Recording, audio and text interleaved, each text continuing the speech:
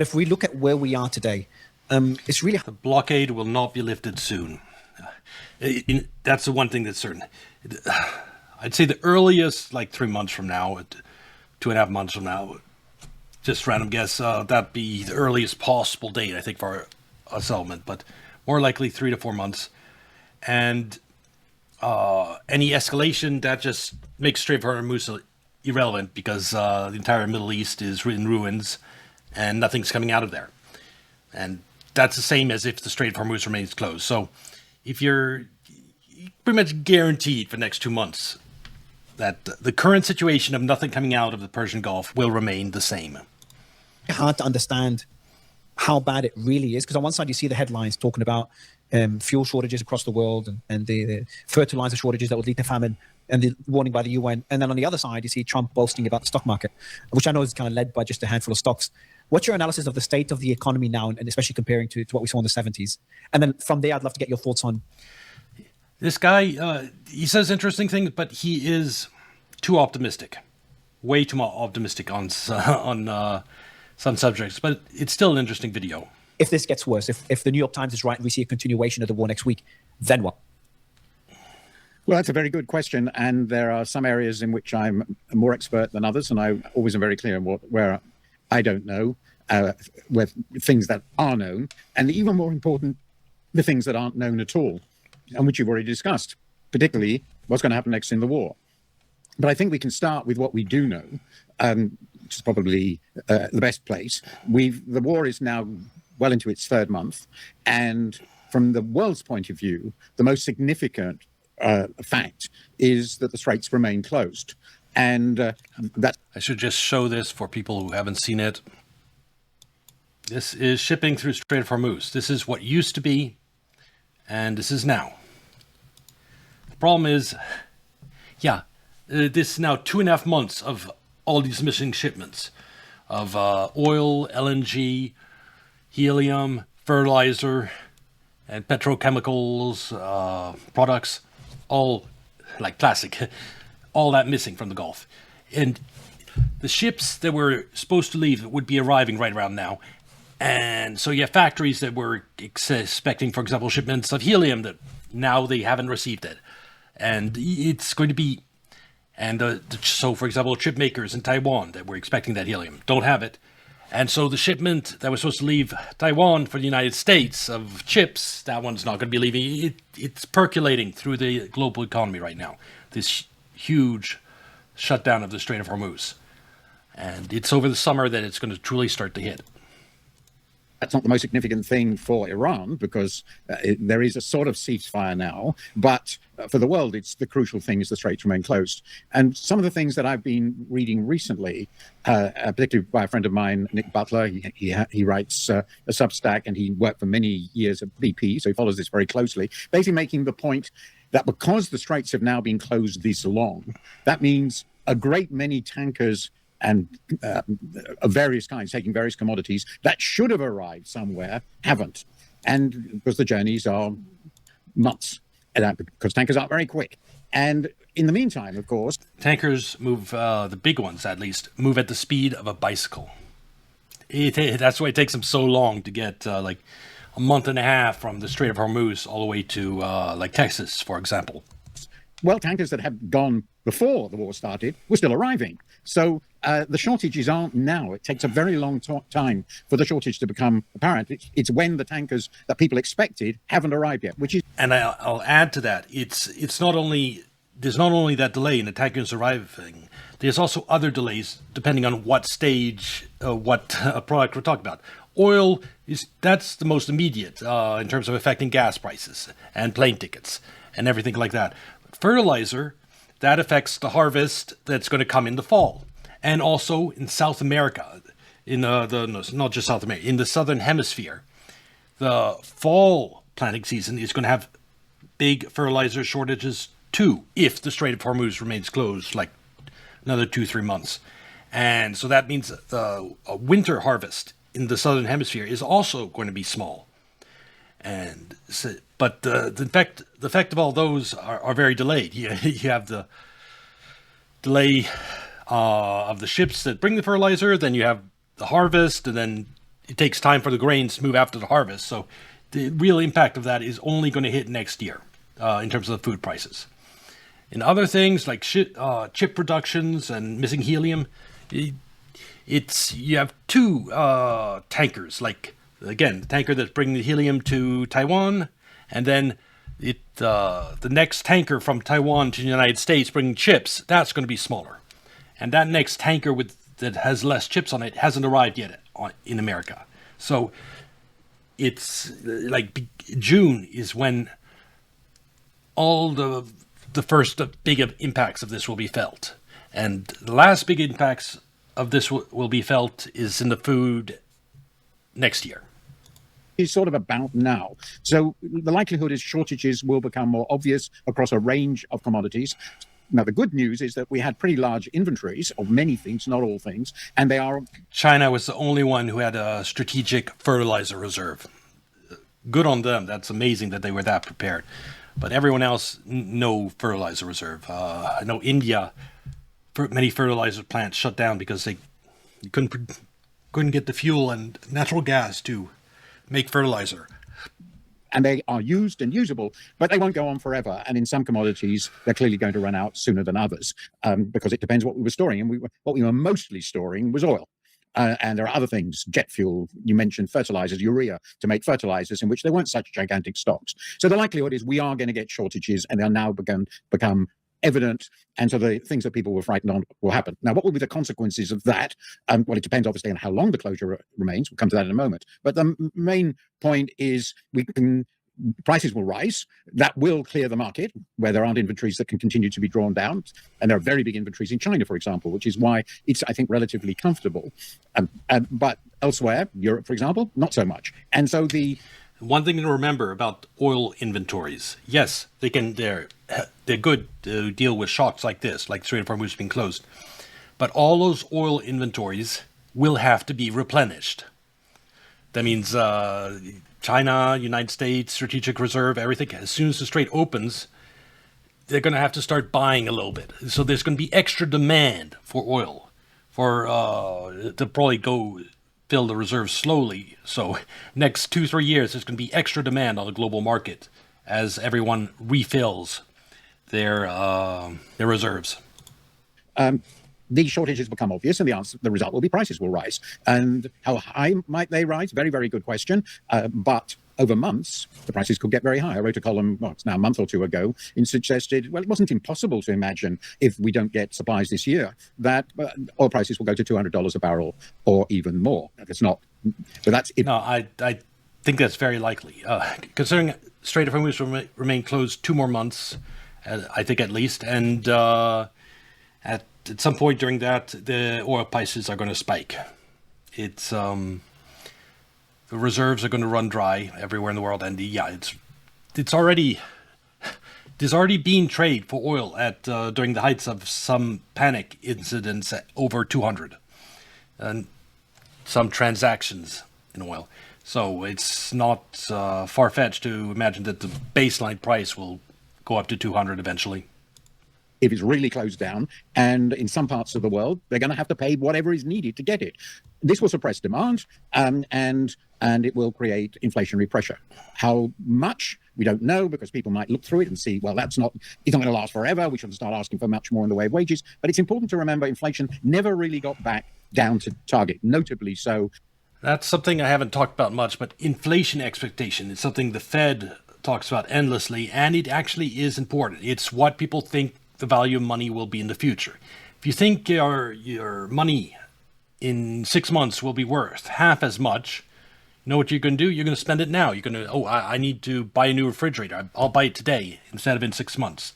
It accelerates the speed with which money moves through the economy, and that accelerates inflation. The opposite of that, if you actually, that's why the media always talks about deflation all the time. If you trick people into believing that the dollar is magically going to be worth more in the future, then they'll do the opposite. They say, I need a refrigerator right now, but if I wait 6 months, maybe I could buy that refrigerator for less than it costs now. So I'm going to not buy now. It slows down the speed with which money moves through the economy. And the thing about a supply shock, like the Strait of Hormuz being closed, and everyone talking about how gas prices will go up, makes people think, probably everything's going to be more expensive in the future. So I should buy that new computer right now rather than wait. And that, people changing their mindset to that in mass, creates inflation in of itself. In the US. So that gives Mr. Walsh, just coming into the Fed, quite a headache. Trump put him there, Mr. Trump, to lower rates, and he's going to have a big question about whether he should actually be raising them. And that links to the other part of the point. So this is what's going on with the Gulf and the uncertainties about it. My own guess, by the way, is the straits will not be open soon, but I'm not a geopolitical specialist, but I suspect reaching a deal between Iran and the US and Israel, which... It's funny, I started out back in 2008 when I was covering economics and finance. And I actually ended up having to learn a hell of a lot about, like for what the Contras were doing and what the deep state does and about war. And it becomes necessary because it's part of the global economic picture. The United States invades Iraq, and Iraq's now using the US dollar as a currency. And so when we print money, some of the money goes automatically, some of the dollars, every time we print money, some of the dollars leaves to countries that are dollarized, like Iraq. And that lowers inflation here in America. So it's in our interest to dollarize as many countries as possible. Which will persuade the Iranians to open the straits freely. It's going to be very, very hard, so it is likely to last. So we are likely to be in this situation for quite a long time. That puts, as I've said, pressure on inflation. Central banks will have to decide what to do about it. Governments will have to decide how far to cushion their publics against falling affordability crisis again. And they don't have much money to do this with.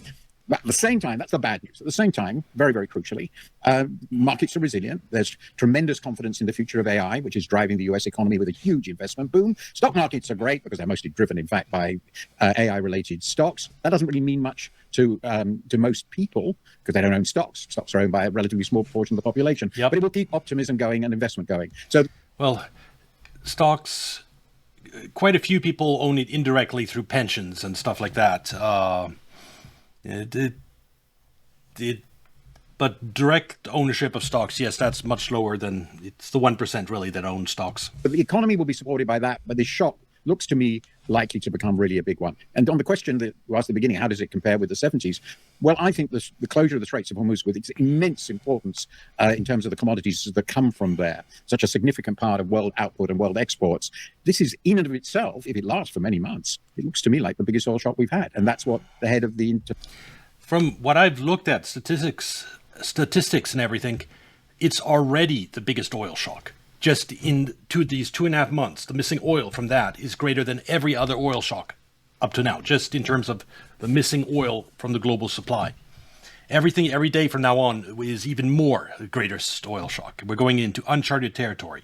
International Energy Agency has said. So that's my summary of where we are. On that last point, the biggest oil shock we've ever had. That's if everything ends soon. If we don't see a continuation of the blockade or continuation of worst case scenario. It's not the case yet. It could become so. Well, he actually suggested it was already so. But of course, the longer it goes on for, if the straits were to remain closed into next year, well, it's clearly going to be a massive disruption. Yep. Unimaginable. I'd argue that if the straits remain closed another 4 months, that's already enough to be catastrophic. Into next year's, that's I don't think it'll happen. It'll be just having them closed another 4 months is so catastrophic that the world come together and force Trump to capitulate to Iran. That's my going theory. And so I can't even imagine a scenario where straits remain closed into next year. It would be too catastrophic. I think the rest of the world would revolt. And so I don't think it can happen. Disruption, like unprecedented until next year. Well, the point here is, I'm not saying that will happen, but the point here is somebody is going to have to give way. The people who actually have the chokehold now are the Iranians. Yeah, clearly, absolutely. It doesn't seem at all likely that the US is going to contemplate a land invasion to conquer Iran. So they have to persuade the Iranians, who are obviously terrified and fighting for their lives, domestically and internationally, to give way. And I think the Iranians have probably been quite surprised at how effective they've been in holding the world hostage. And so they're not prepared, so far at least, to give in on Trump's major demands. First of all, he talked about actually regime overthrow. Well, they're certainly not going to give him that. But are they going to give up all hope of having a nuclear bomb after this? Well, I would suggest that might not make much sense to them, because that might be exactly what they feel they need. And if I was Iran, I'd get a bomb at this point. I mean, you've been attacked so many times by the United States and Israel. And you have Israel with its first strike doctrine, the United States with its first strike doctrine in terms of nuclear weapons. Yeah, if I was Iran, I'd get a nuke. Straight up. It's too dangerous not to have one. They have another question, which is really important and seems to be fundamental. If Donald Trump makes a deal with them, and the Israelis make a deal with them, will he stick to it? My own view, having followed, I admit, much more closely the trade side than this, well, he doesn't. He doesn't stick to his... No, 3 times.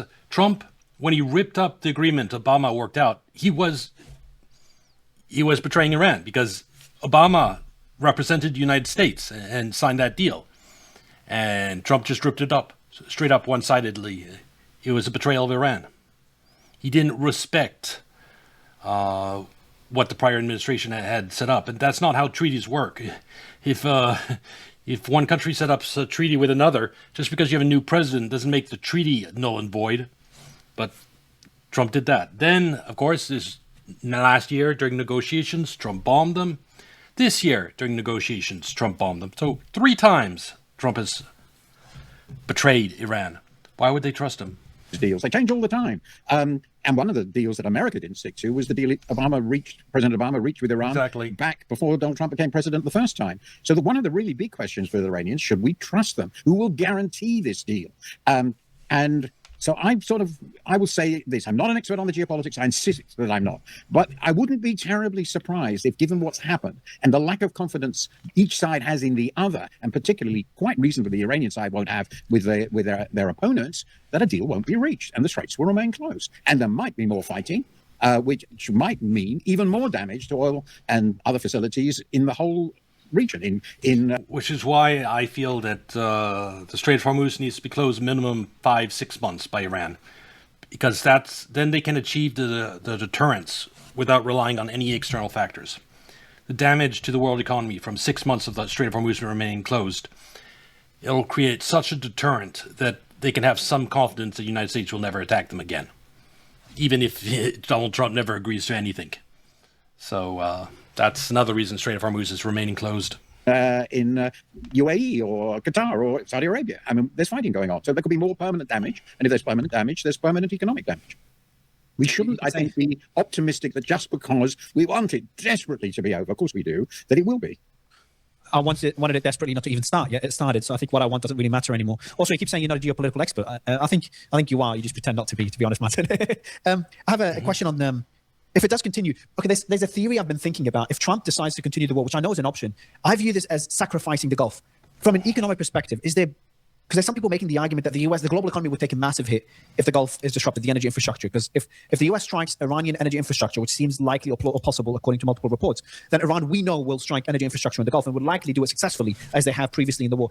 If that happens, is there a scenario where the US economy, from a strategic perspective, not a holistic perspective, could benefit because the US is energy independent to an extent and an exporter of United States exports light crude and it imports heavy crude. So United States imports a lot of oil. It also exports a lot of oil. But that means that the gas you get at the pump, that comes from imported oil, the majority of it. So we are vulnerable to global oil prices. And so it will have an impact domestically. We are not insulated from this at all. It'll be great for oil companies if the Gulf goes up in flames because they'll sell oil for a lot higher prices. But for everyone else, it's going to be bad in the United States. LNG? Well, I suppose the way you could put it from a strategic point of view is it seems plausible that there are some controversies about it, but it seems plausible that among the great powers, America will be damaged least. Everybody will be damaged. Russia will be damaged least. By far, the biggest, most insulated from this crisis. There's no question about that in different ways, directly and indirectly. inflation, loss of markets, heightened uncertainty, and so forth. But it seemed pretty clear that the US will be damaged least. The major powers, China probably after that, though that's debatable, and Europe will also clearly be damaged more. So if the aim... I have a qualifier to that. It depends on the length of time. If the Strait of Hormuz is only closed 6 months, China, between all the oil it had imported quickly before the crisis, all the oil it has floating in tankers off the coast, and all the oil it has in reserve, it'll be fine for 6 months. It'll probably weather this better than the United States if the Strait of Hormuz is closed for 6 months. In a scenario where the Strait of Hormuz is closed longer than 6 months, like a year or a year and a half, or if a scenario where oil infrastructure in the Gulf gets destroyed, then that changes because it will go through all its buffers, and then it is vulnerable to the oil markets, and it'll start to really hurt. And in that scenario, I think the United States is better set to will suffer less than China. It will still suffer a lot, but less than China. So it depends on the length of the crisis, really.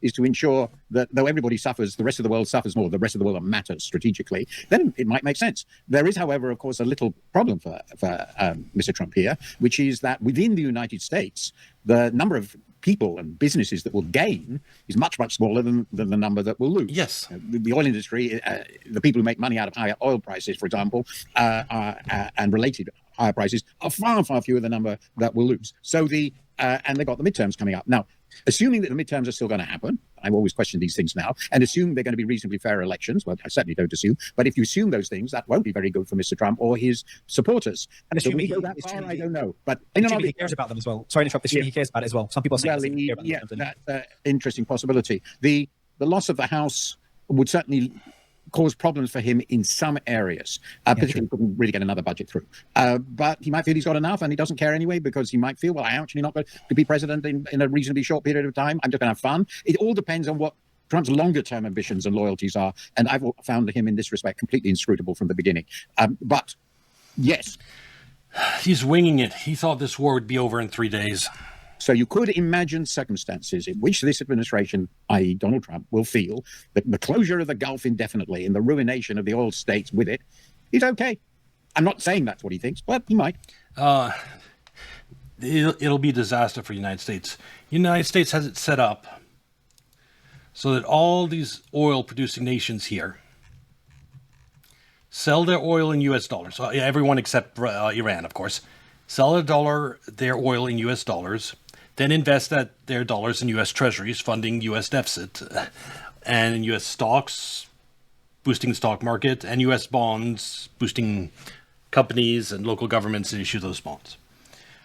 So they fuel the U.S. economy and U.S. government.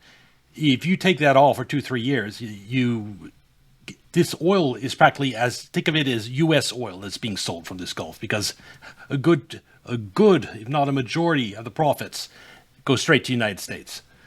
And losing that for like 2-3 years while everything gets rebuilt would be a huge blow to the U.S. and the U.S. deep state. And I can't quite think of any other benefits that the United States would get from this that could make up for that loss. So I don't think even the deep state wants that to happen. But deep state might be willing to go along with that if they thought that it could actually take out Iran.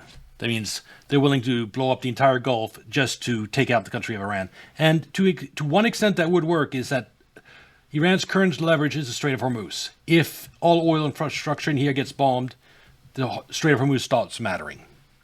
And it would remove Iran's greatest leverage. It would also mean like $200-300 oil. And how does $15 gas at the pump sound? Does it sound great to you? Because if everything here goes up in flames, yeah, or they'll probably hit 300 a barrel oil. I'm just trying to imagine how that scenario would look like. That would be pretty extraordinary for any leader, especially a leader of the Western world, especially a leader of the US, to take. Alliances are so important for US hegemony. Well, I say the deep state might like that, but it would finish Trump politically. $15 a gallon gas, Trump can't survive that. He's finished. He might get impeached by Republicans joining Democrats. So, but they tricked Trump into this war that was basically politically suicide for him. Can they trick them into another round of political suicide in bombing getting all the oil infrastructure in the Gulf bombed? I mean, if Trump gets tricked into that, he deserves it. He got tricked once into this war, and if he gets tricked into basically blowing up the entire Gulf, he deserves to go down as the worst president. Important consequence of that, if it's clear that's the strategy, is he will create, I think, a weird alliance against him. In particular, for the first time, though there's the complexity with Russia, but basically that puts Europe and China and India, less important, of course, unambiguously on the same side on an absolutely crucial issue against the US.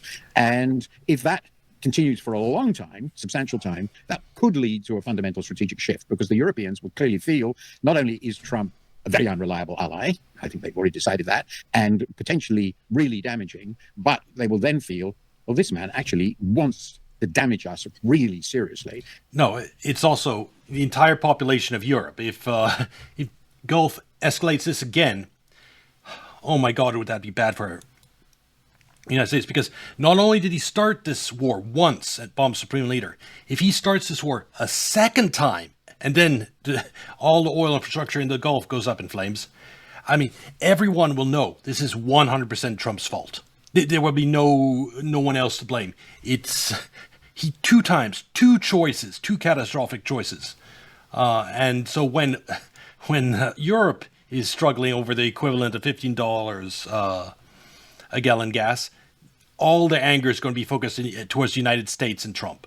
And yeah, the United States might manage to be more hated than Israel at that point, because yes, Israel might have prodded Trump into this, but Trump was still the one that if he decides to twice make catastrophic decisions in the Middle East that fuck over the entire global economy, yeah, oh my God, would the United States become unpopular?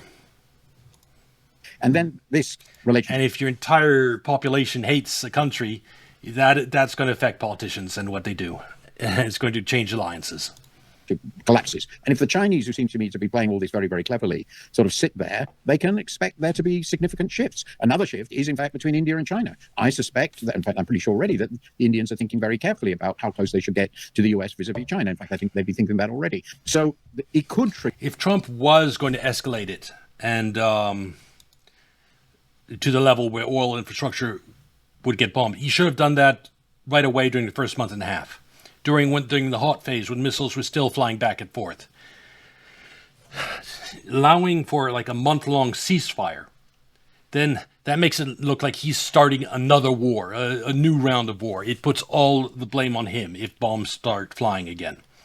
And it increases the political damage, the fallout of whatever destruction happens in the Middle East. Trigger large long-term shifts. Will Mr. Trump and his supporters care about that? The America First sort of perspective? Well, many of them, I think, wouldn't care at all. Others, remember, a large part of his political movement is intensely hostile to these foreign wars and adventures. Some really important figures in it, too. So he will split MAGA somewhat. Yeah, the MAGA will be split between people on my group that sees this Iran war as pure insanity. And then there's the other group, which is Asmongold group. I hate to say this, the completely uninformed group.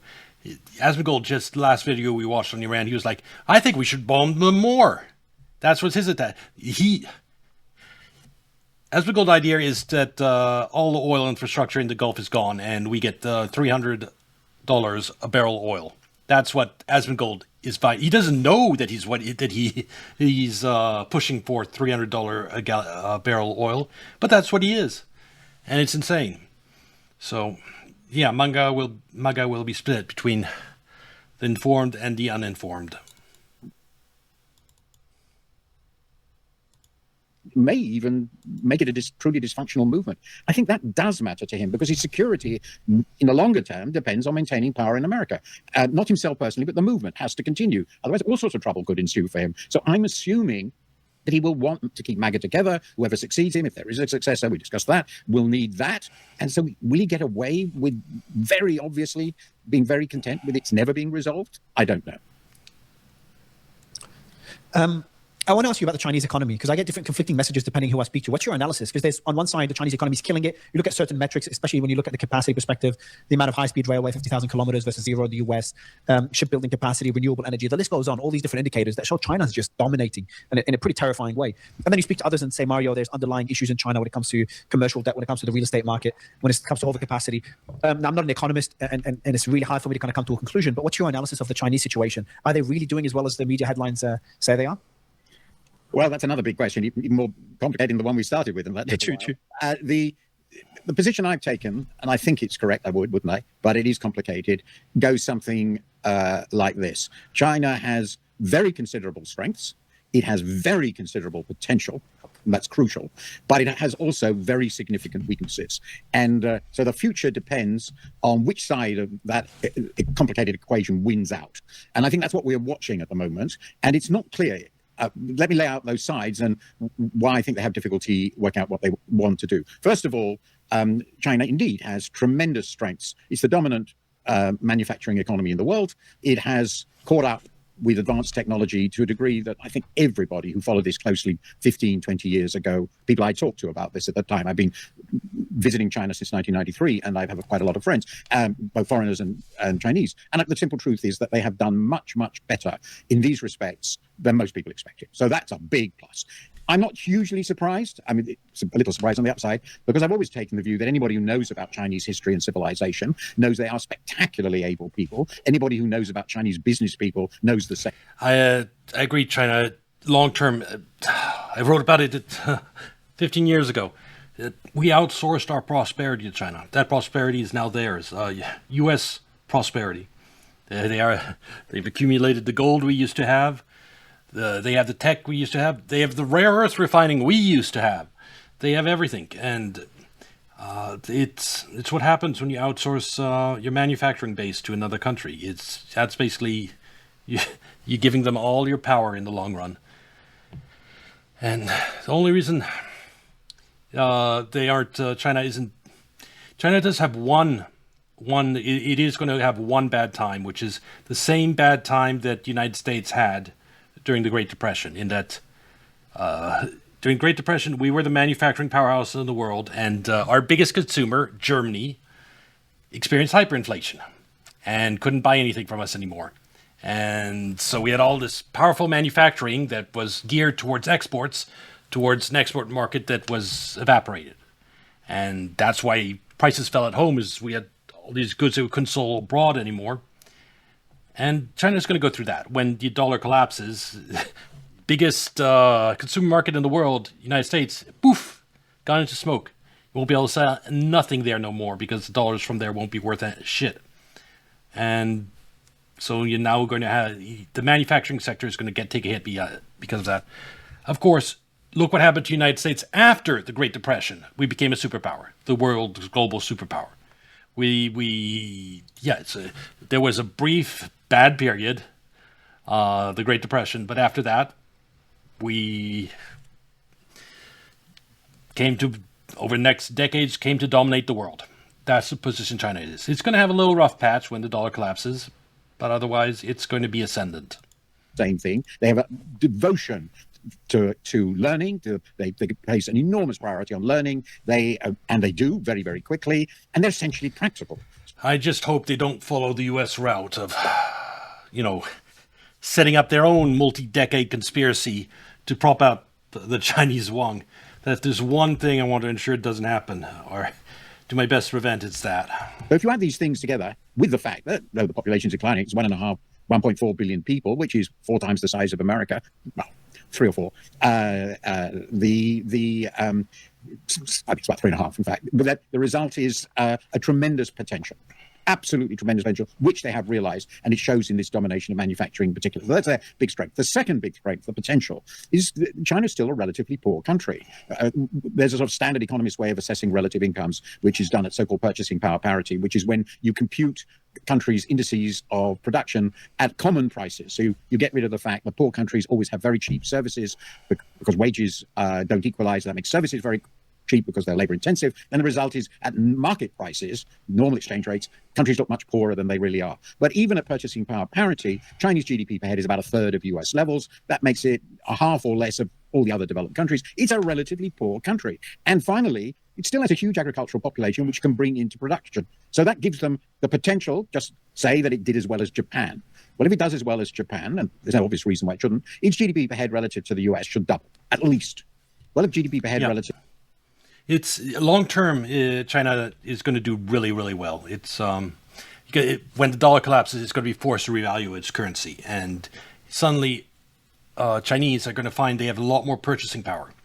It's imagine if all the imports in the United States suddenly cost half as much. You'd be able to buy a lot more. There'll be it'll boost consumer spending in China. They'll start becoming not only the manufacturing center of the world, but also consumer center of the world. They'll be both, like the United States was for the period like in 1950s, 1960s.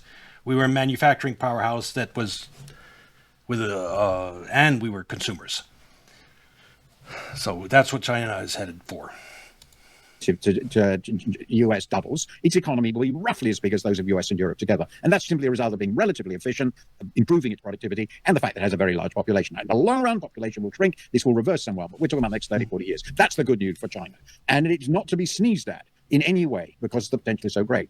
But they have some pretty big macroeconomic problems. And the most important, in my view, is that they've never been able to get consumption high enough to generate enough demand in China. That's because of their currency manipulation. Because they undervalue the yuan, that means everything costs more. Like they import huge amount of food stuff, and that food stuff is more expensive because the yuan is worth less. And so if the domestic population has to spend a lot more on food, they have a lot less for anything else. If the yuan is allowed to appreciate to what its true level should be, like food prices might fall in half in China. And suddenly, the people might be earning the same amount, but now they can afford to buy a lot of stuff that isn't food. It'll create a consumer market. Of course, in the short term, if the dollar collapses, that new purchasing power in China is not going to replace all this destroyed demand in the United States. So it's still going to be, they're still going to have their own well, depending on how it handle it, it might be better or the same as Great Depression, but they'll still have a rough patch. China to drive the economy. So roughly speaking, aggregate consumption, private and public together, is about 60% of GDP, which means 40% is savings, which is colossal. It's more than twice any other major economy, or roughly twice. And household consumption is only 40% of GDP. So unlike in most countries, household consumption in China simply can't drive the economy. It's too weak. That's a big problem. And that's a huge permanent problem. I've been writing about this for about 25 years. And I think this had a lot to do with the global financial crisis. And they've tried to fix it multiple times, but all of them have failed. Because it's a huge distributional problem. Yeah. And the distribution, interestingly, I like to joke, China is actually the most capitalist society in the world because the share of profits in GDP is higher than anywhere else. And that's capitalism. I just want to show you this graph just to drive home a point I make. This is the German mark, its value. Now you see, going into 1930s, Germany had just experienced complete collapse of their currency. They used to be one of the biggest consumer markets of the U.S., where we sent tons of our manufactured goods, and they couldn't buy anything anymore with the collapse of their currency. And I have you that Hitler came to power right over here, so currency collapse do have at least one historical example of creating a lot of extremism. Hopefully, that'll just manifest itself this time around in the form of remigration. And the And the government has never been able or willing, whatever, to do anything about this. So they have there's two very important final points. So they have to absorb domestic savings of 40% of GDP, and that is more than they can invest productively at home. And in the last 20 years, really started just after the financial crisis, so just under 20 years, there have been two solutions to this problem. One, the huge real estate bubble, which is over. That's why they have all the debt. And that was, as I've argued recently, the Japanese strategy in the 80s. You know where that ended. Now they're after that period, and the surpluses are tending to re-emerge again. And now they're doing it through manufacturing investment. But I think they're investing more in manufacturing than they will be able to produce and sell profitably, because the rest of the world is going to close down the markets. And they are going to hit a dead end at some point in the next 5 or 6 years, possibly soon. And growth... His timetable is accurate. At 5-6 years, I think, is when US start to run into some real currency problems, and the amount they'll be able to buy from China is going to decline. Already down to, if you're optimistic, 3 or 4% from what used to be 10 before the financial crisis, could fall close to zero. And at that point, the question is, what do they do about it? So you've got very good news for them and very bad news for them, and choices have to be made. And I'm not clear that Mr. Xi Jinping is the man who will make the right choices for them. But also, I think one of the most important choices, because people are trying to figure out, considering China's economic situation, what would China want to see in the Gulf? And I think some people are saying the Gulf offers China a great opportunity to weaken the US, which is true if the US gets bogged down in Iran. But on the other side, though, China needs stability. Cannot afford a crisis, an energy crisis coming out of the Gulf if this prolongs for another few months, because they've got enough domestic issues to deal with. I have another quick question for you because I want to kind of put China into the bigger picture as well, along with the US and the rest of the world. So going into the scenario where this does continue, again, when the Iran war, when the military buildup was happening, a lot of us thought, well, even before that, thought a direct war between the US and Iran just wouldn't happen. It's just too catastrophic for the global economy. We know Iran will close the Strait of Hormuz and strike energy infrastructure in the Gulf. So that's why it's something that no American president would pull the trigger. Yeah, here we are. Now, it's the same thing here. We're talking about how closing the Strait of Hormuz, or having a crisis that lasts for the rest of the year, it's highly unlikely, very improbable. But the improbable has been happening for the last 4 years. So on that basis, if we do see a continuation of the war, a closure of the Strait of Hormuz and potentially Bab el-Mandeb Strait, and the energy infrastructure in the region, the US strikes the Iranian energy infrastructure, Iran strikes Gulf energy infrastructure, gloves off, how would that scenario look like? Yeah, this was a very interesting question that I've been avoiding talking about because it's the worst case scenario where everything in the Gulf gets destroyed. And I'm still hoping that does not happen because just the world is fucked in that scenario. It'd be so much. I've said millions will starve just because of this closure of Strait of Hormuz so far. In this scenario he's outlining, it will be tens of millions that will starve, maybe even hundreds of millions. All the fertilizer that was supposed to come from the Gulf over the next 3 years missing. Oh my God! Kind of a worst case scenario. I think the worst case scenario like that we can look at already the IMF has discussed such a scenario, and they're relatively professional in this area, and basically growth in the world economy halves from what they expected. Yeah, that's where I disagree completely. If you're talking about right now, you understand, people are saying this 20% of the world's oil is missing. That's not quite the case, because there's one pipeline that goes across here, there's one pipeline that goes across here, and there is oil getting out of the Gulf. And also Iran has been exporting oil. So it was more closer to 12% of the world's oil that's been missing for the last 2.5 months. If we escalate things and the oil infrastructure, everything here gets destroyed, then yes, there's be no oil to move through this pipeline or that pipeline. So you'll have 20% of the world's oil gone for like 2-3 years. You're looking oil price $300 a barrel of oil. That's what will happen. $15 a gallon gas, and I think that causes more than just half a point in the global economy. I think it goes down like 2 or 3%. Losing all that oil. Oil is so key to our modern economies. Earlier this year and next, and it will be sort of global level 1.5%, and that would mean a lot of economies would fall into recession. A lot of economies would fall into recession, and very few economies wouldn't a negative growth for some periods. And it's too optimistic. This his view here.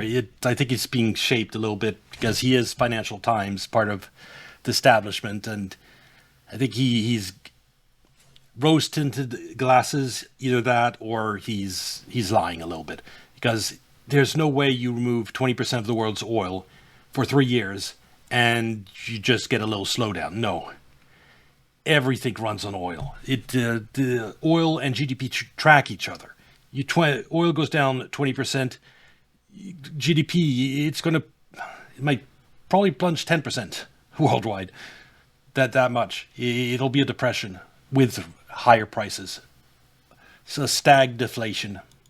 The world economy would be still growing positively, but even in the economies that are growing positively, unemployment Depression. will be rising, investment will start falling. It will feel bad. It won't feel bad as it did after the global financial crisis or in COVID, but it will feel very bad. I disagree here too. There's already a brewing crisis in the shadow banking system. If the Middle East goes up in flames, the U.S. consumer gets hit by insane gas prices. You're going to have incredible consumer defaults, and you're going to have a financial crisis next year, just as bad as the 2008 one. So, yeah, this will be worse than 2008, because not only will you have the financial crisis, you'll have the oil shock with it, financial crisis with rising prices, the worst of the worst possible worlds. That's what it would look like, and it would put the central banks in a great dilemma, because they would want to lower interest rates in response to this. At the same time, in this scenario, there is a real risk that inflation will be very, very sticky, because real incomes, the wages won't fall clearly. One thing that sends inflation spiraling is when a central bank, when there's a rise in inflation, like for example now, if for example Fed were to lower rates now with the Strait of Hormuz closed, that would create a bout of inflation. That would far too loose policy. Everyone would begin expecting inflation. It would quickly spiral out of control. And because people will want even higher wages to pay for all the energy that they now have to buy. So a supply shock is the worst thing for a central bank to deal with. So that's what it might look globally. And I think the effects would be long-term, because we've seen this after COVID, after the global financial crisis. These things don't go away very quickly, particularly in the scenario you described, where there's permanent damage. So it'll be another big negative shock to the world economy, which there have been, of course, very many. Are you taking into consideration the helium shortage as well, and the impact that will have on AI and chip production? Of course, also fertilizer, which you mentioned. I understand there's sort of big questions about how bad that will be, but clearly it's going, and apparently people seem to feel there's enough for the next harvest in most places. I'm not an expert enough to know whether that's correct, but of course, in the long run, if the urea doesn't come out, that's going to affect that, and some economies are going to be pretty badly hit. And as you say, helium is very important for chip manufacture. Does China benefit more from chaos in the region and stretching the US into the Middle East for further, or does it benefit from stability, even if it means, obviously the US benefits from stability as well? So what's better for China? I think their own interests. I think what I'm getting of what the Chinese have said in Beijing now. Bloomberg, just to give you what Bloomberg just reported now, by the way, while I was speaking, Trump failed to make progress on unblocking the Strait of Hormuz during his China visit. I always find it nice to see a graph to understand something. This shows inflation and relative oil price. Now you see this right here is the first oil shock in 1973. See this spike? That's it's when they had like odd even driving days in Europe and stuff like that. And see this spike in core CPI, right? A little bit delayed, maybe like 3-4 months delayed. Huge spike in core CPI. Then see this other second oil spike right here, and another huge spike in inflation. We will see inflation because in everything because of this oil shock. It said this inflationary spiral, a big part of it going into the 1980s, where you see inflation going up and up and up. Big part of that, yes, of course, budget deficits in the United States, but also these spikes in oil. Citing statements from Iranian and Chinese officials in Bloomberg, as well as analysts tracking shipping traffic in the Strait. The outlet, so Bloomberg, believes Iran has little interest in loosening its grip on the Strait. Even in the event the war ends, Iranian president stated the country will introduce effective and professional control mechanisms. Chinese Foreign Minister Wang Yi, meanwhile, said the Strait should open as soon as possible. Bloomberg notes that Chinese statements came out as the two world's largest economies sought to emphasize common ground on the Middle East conflict during Trump's meeting, blah, blah, blah. Despite the surface-level agreement between China and the US on opening the Strait remains closed. So it's actually saying that nothing came out of the meeting, according to Bloomberg. Well, that is what I suggested earlier, so that doesn't change what I said. And it's exactly what... That is what I expected, and what happened is it was a nothing burger. Trump's trip to China. He had no leverage, and China had no intention to to give him anything either. I don't think it's right to assume that the position of Iran and the position of China is these positions are the same. But what the Chinese feel is they can't force Iran to change, and they would lose their relations with Iran, which are very important to them. So the best thing to do is shut up and not make pleas for something. And they also rightly feel that this entire crisis in the Middle East was caused by the United States. The United States bombed Iran's supreme leader during negotiations. There's clear party in the wrong. It will be humiliating for them to find that the Iranians ignore. So that's how I would read this. And for the Iranians, what they're doing is clearly, for reasons I outlined earlier, overwhelmingly in their interest. Now, you asked, what do the Chinese privately want out of this? Yeah. I think that they're not desperately concerned about how the US looks vis-a-vis China in the short run. They are probably happy that the United States moved its THAAD anti-air, anti-missile system out of South Korea to Israel, to the Middle East, because of this Iran war. So the defenses around China were weakened. The interceptors were also taken from Japan and Taiwan. So they're in a bit better position military because of this war the United States started. I think my view is that the Chinese believe the US is in relative decline, and Trump is a symptom of that, which I think is. It is. And I agree about Trump being a symptom of that. If the United States, if the people, U.S. citizens weren't so absolutely fed up with Washington, with the deep state, basically, antics, and they would never have gone with someone like Donald Trump. During the 2016 election, there were a lot of people saying that people regarded Trump like a hand grenade that they were throwing into the swamp of Washington. And people regarded him. You don't vote for the hand grenade if your country is going well. If you have a functioning democracy, it's because the uniparty, both sides being pro-outsourcing, for example. Trump was the first anti-outsourcing presidential candidate we've had in decades. Just to give you an example. And why outsourcing is bad? China controlling our rare earths, one example right there. Are not being able to manufacturing any missiles at the speed we use them. That's also not having a manufacturing base. Outsourcing isn't great. Correct, alas. And they think that as long as they keep their economy and society stable, they look the more reasonable superpower, they have the better relations with others than the US does, which I think is pretty certain now, then time is on their side. So they would like this to be resolved because they want stability, and they want stability. China has one thing that they care about, and that is they don't want escalation to the point that oil infrastructure in the Gulf gets destroyed, because then they're fucked. Again, like I said, Strait of Hormuz remaining closed for another 4 or 5 months, perfectly fine with them. The no oil from the Gulf for the next 3 years, that's a problem. Also in their relations with the US. They don't want conflict. I think that's what they want because they think that basically they gain from it. Even if their relative position improves a little if the US is in a terrible quagmire, their absolute position is better off if the world continues to be stable, they can trade freely, their partners and markets are prosperous. So I don't think they see any benefit in this. They didn't plan this. But obviously, if the US is doing this and they cannot get the Iranians to change their position for pretty obvious reasons, because as you rightly said, what has happened is what everybody expected who knew anything about it, which of course raises. I hope and I think China might have warned Trump, some Chinese officials, I hope, about escalation, because that's the one thing China doesn't want is escalation into attacking energy targets. Is the question, what on earth were the Americans thinking? I don't get it. I really don't get it. But I think that Trump, in this situation, the Chinese instinct will be, don't get involved, don't commit your prestige to an outcome because you probably won't succeed, and your enemy is making pretty serious mistakes, which you can survive. As long as that's the case, well, just let them get on with it. And that's, I think, the position they took, I'm sure they took in this summit. They want to stand aside and see what happens. But at the moment, I don't think they like this. If they'd been asked, do we want a war in the Gulf? They would have said, no, we don't want a war in the Gulf. We're doing fine without it. But now that they don't want one of their biggest allies, Iran, attacked. Of course not. Happened, and they can't get the outcome, they'll just do it. But if a war is leading to Iran, their ally, controlling the Strait of Hormuz, because there's an argument, a theory, and I don't know your thoughts on that, probably should have started with that, is that this was a big reason for this was the strategic advantage of the US controlling the Strait of Hormuz, because that gives them a lot of leverage over China that has the leverage of rare earth. Of course. Do you agree with that theory? That's one of the reasons that Trump... I mean, I agree.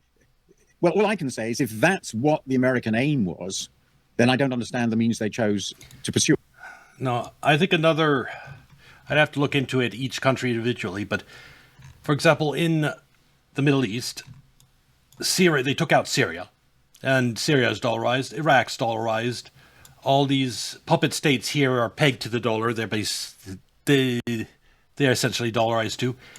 The United States, it has to continuously dollarize new countries to keep the dollar from inflation going out of control. And they're running out of countries, basically, to dollarize. I mean, so Iran's one of the last one, same with Russia. And so that's why you have the Ukraine war and this Iran war. Is deep state has for decades, like it was one after the other. You remember Libya, then Syria, one after another, countries taken down and their countries destroyed, Somalia, and countries flooded with US dollars. And those dollars, when you remove billions of dollars from the United States and move them to Somalia, that lowers inflation in the United States.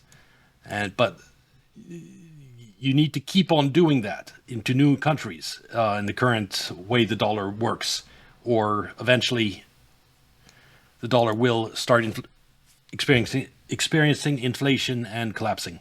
It, unless they really thought, which is to me right about this right in the first day, inconceivable, that the bombing and assassination campaign that they launched on would lead to the fall of the regime and the emergence of a friendly regime, which struck me as more or less inconceivable for reasons we can discuss on the history of what bombing. It's not inconceivable because I have the example of Asmongold.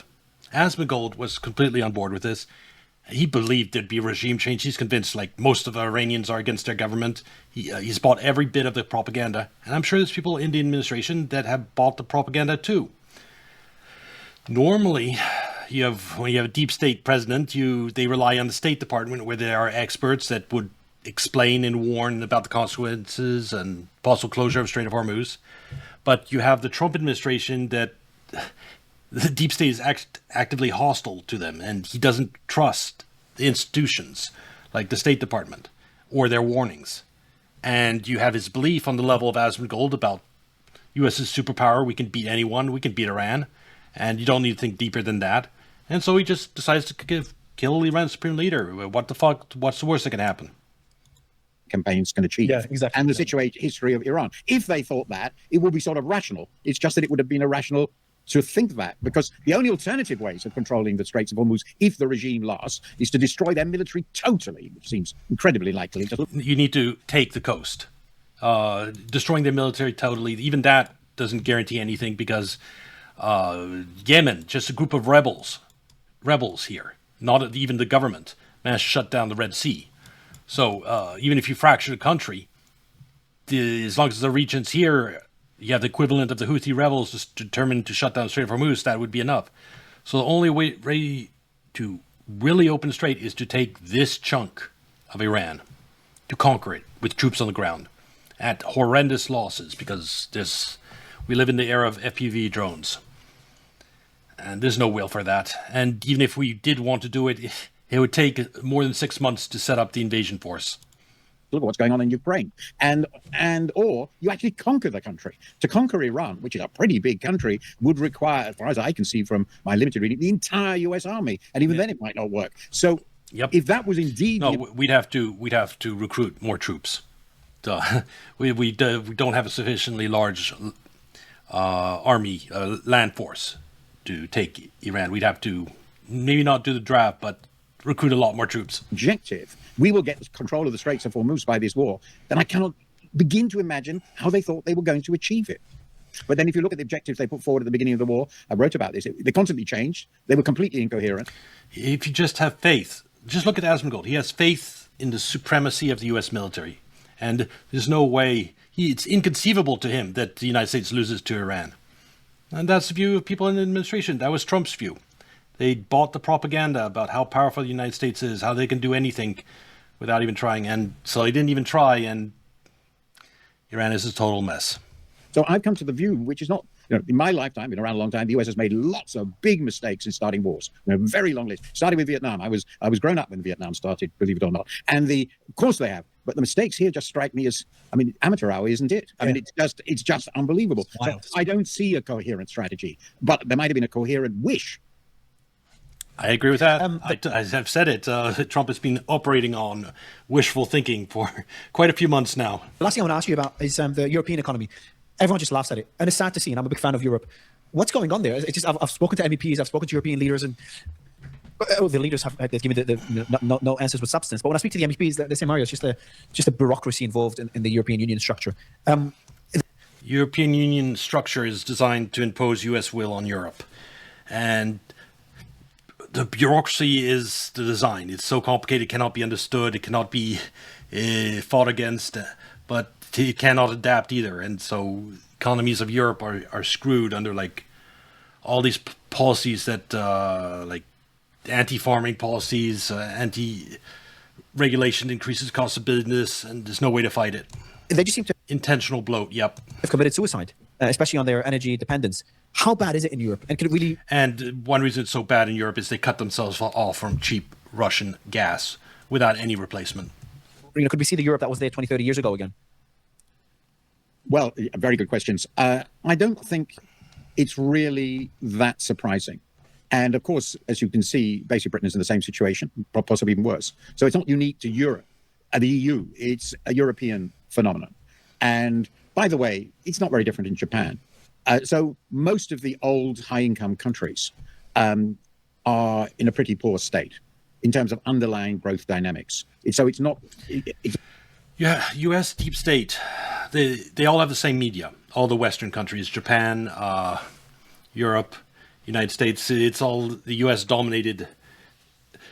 Same propaganda points. You have the same LGBT movements in Europe as you do in the United States. You have the same, and this really doesn't make sense, the same racial equity stuff in Europe as you have in the United States. Never had been any slaves in Europe, but for some reason white people there have to feel some guilt and some feel bad about being white because of something white people did in America.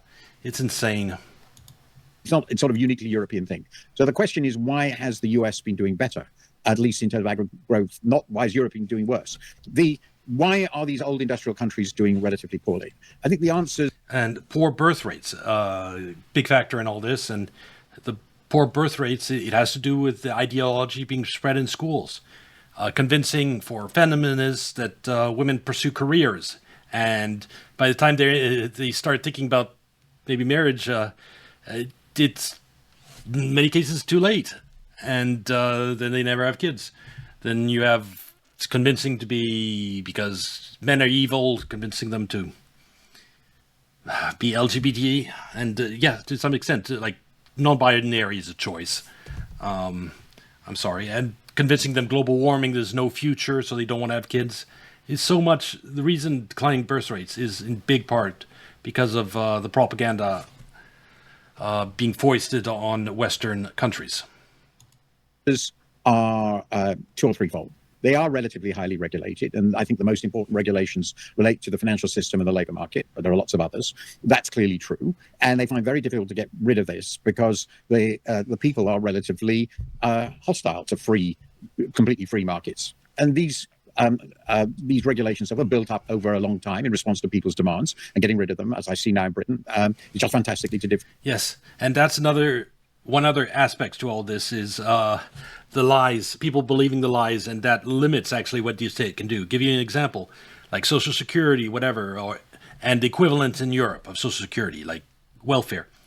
The United States pretends that it can run endless deficits, that deficits don't matter, and that the United States is this powerhouse. There's no alternative to the U.S. dollar. And so when did United States media spread those messages, the people believe them. And so if any politician says, oh, we should cut Social Security, it's not possible. Well, people go, wait, we could just deficit spend to cover Social Security. What's the problem? We're a reserve currency. It completely undermines any argument for fiscal discipline when the message the media has been spreading all these years that deficits don't matter and that we're the reserve currency, that the rest of the world will continue funding us no matter what we do. You say that, people will believe it and will demand money.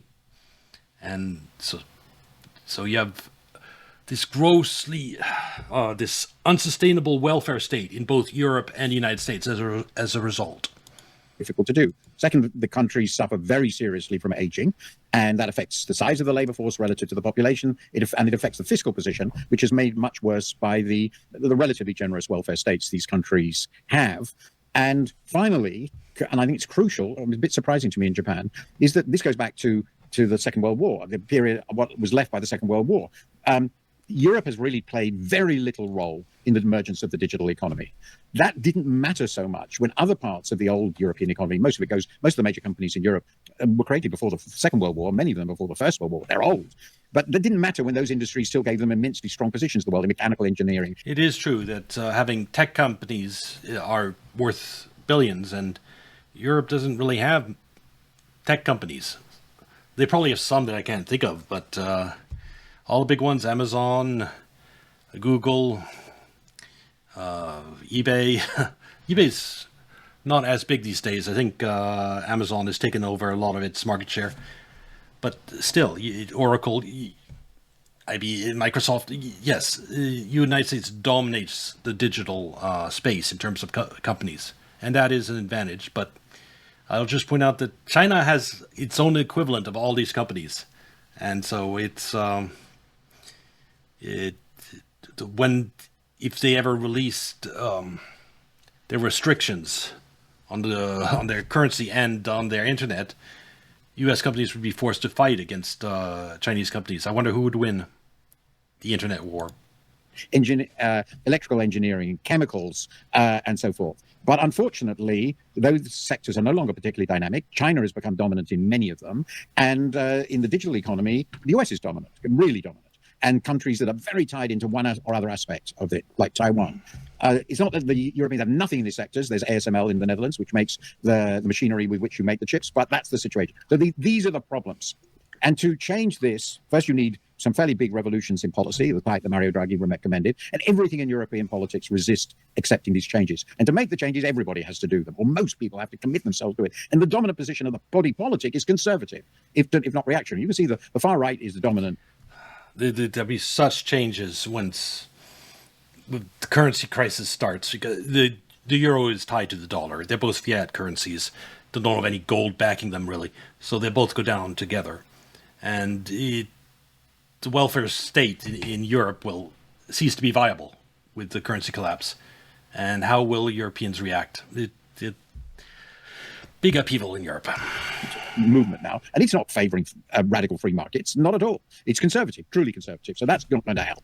And the problems, then, as you finally said, it's an energy importing dependent country economy. It's never going to be strong in fossil fuels, and it hasn't moved as fast as the Chinese are moving now towards renewables. So it's stuck in the middle on that. The point I'm making, essentially, it took a very long time to get here. I've been concerned about it for quite a long time. Some people disagree with this analysis, but I think it's right. And because it took a long time to get here, it's going to take quite a long time to get out of it. It won't be something that can be reversed suddenly. It will continue to grow, maybe 1% a year or so, but many of Europe's strengths have now become weaknesses.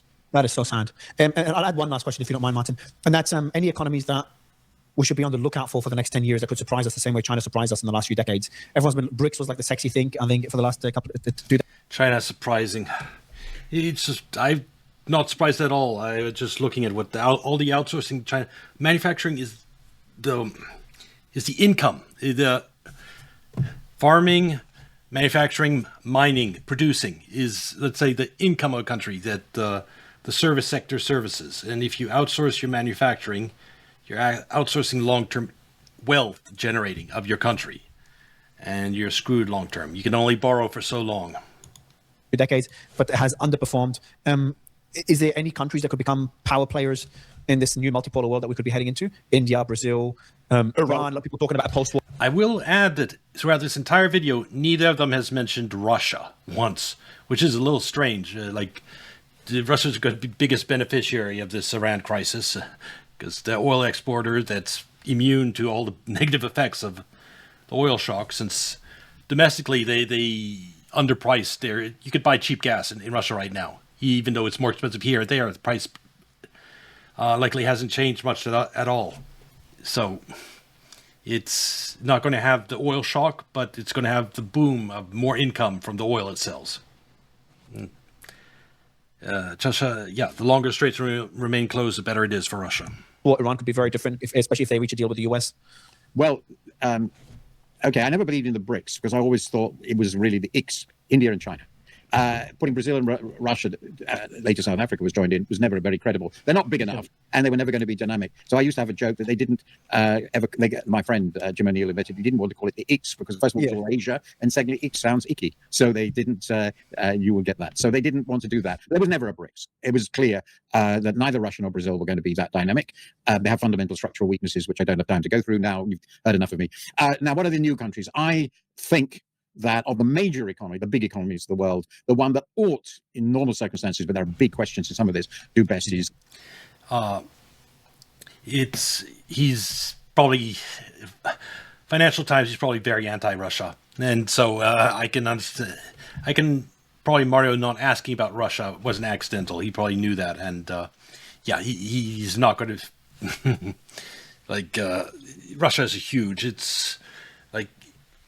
Okay, I'll get a graph of that in 1 second. Let's continue. I am worried about the implications of AI for India because some of its strongest sectors are basically digital services. Yeah. And they have cheap people and they're superb. But AI is going to do a lot of that. It's clear. So I am a bit concerned about what AI will mean for India. It is getting into manufacturing now, but it's decades behind China in that. Yeah. Apple is now going to produce in India. That's quite comforting. There is a potential, but I started working at the World Bank on India in the 70s, and they've always been very disappointing in manufacturing, but they should do best. Other economies, the larger ones, I'm moderately optimistic about Indonesia. It's a big economy doing better and has the opportunity to link up with China, which is going to generate a lot of opportunities in the region. Generally, I can't really go against Southeast Asia. Potential there remains pretty good. I don't see any country in South America shooting ahead to 5% plus growth rates. I would love to be wrong, but I don't see it. And the same applies to all the larger economies in Africa, which I would also love to see. So I'm afraid I sort of remain, perhaps I'm just sort of stuck. Okay, I found it. Let's get this where it needs to be. And there we go. Top 10 economies. Now, you see Russia, actually, wait, is this to 25? Yeah. China, huge rising. Germany, this is going down. It's deindustrializing. And you have India, part of BRICS, and you have Russia, huge increase in standard of living and their economy. You see, it wasn't even in the top 10. Now it is. And it's going to keep going up. This Iran war is just going to help it. And all of Europe, meanwhile, is going to go down because they're going to be the hardest hit by the oil shock. So, yeah, it's a cool chart. There's another one I found that I haven't looked at, but it looked interesting too. Oh, yeah, this is great. I just need to make it a little smaller so you can fit. 10 biggest economies over time. This is what happens when you outsource your prosperity. Long term, all of this is debt-fueled growth, which means it's fake. GDP is a flawed measure because imagine judging how much a person is worth by how much they spend each month. Yeah, you look at how much they spend each month, they go, oh, that guy must be really wealthy. Or someone like Asmongold, look at what he spends, he says, oh, that guy must be dirt poor. He's not spending any money. Yeah, that's GDP for you. And so if someone's like maxing out 10 different credit cards to maintain a lavish living style, you look at, oh, their monthly spending is, wow, they're really rich. They're doing really well. That's the way GDP works. So this here, you see China's rise? That's happening. That's because we're outsourcing our manufacturing to China. And so the backbone of our economy is being transferred to China. Reason it continues growing here is that we're just borrowing more and more money. But when the dollar collapses, when there will come a point in time where we can't borrow anymore, and then GDP will collapse. This, however, here is fueled by our outsourced manufacturing. It's real growth. What I've seen in my lifetime with Asian economies. And we have to remember, Asia is enormous. It's about half the world's population. So that's still quite a big deal. But now, smaller ones, which could absolutely shock us, there's always possible that there's something small which is going to find something that will really transform it. But usually, a relatively small country, unless it's spectacularly successful, and like South Korea, doesn't make that much difference to the global picture. Martin, I've really enjoyed our conversation. I'd love to do this again sometime and have you back on the show. Well, it was very interesting. I know the answers got lengthy, but the world is complicated at the moment, isn't it? It is, and I've asked you some pretty difficult ones, like, for example, talk about China. And look at some people in chat. Russia is a fast-dying gas station with weapons of mass destruction. Western propaganda has affected so many people. It's Russia is doing much better economically than Europe as economy, which is one of the most complex questions in today's age and one of the most debated ones. So I appreciate you trying to break it down for us. That was a pleasure. I'm certainly happy to do it again sometime in the future. Bye. Thank you so much, Martin. Bye-bye. Yeah. Well, that was an interesting video, even if Martin, I think his views are skewed on a few things, like the severity of the crisis the closure of Strait of Hormuz is going to cause, and pretty sure he's anti-Russia and has bought propaganda on that front too. But it was an interesting video to react to and talk about what's going on economically. All right, this will be on YouTube. Please like and subscribe. Come watch on Kick or Twitch, and I'll see you next video. Bye.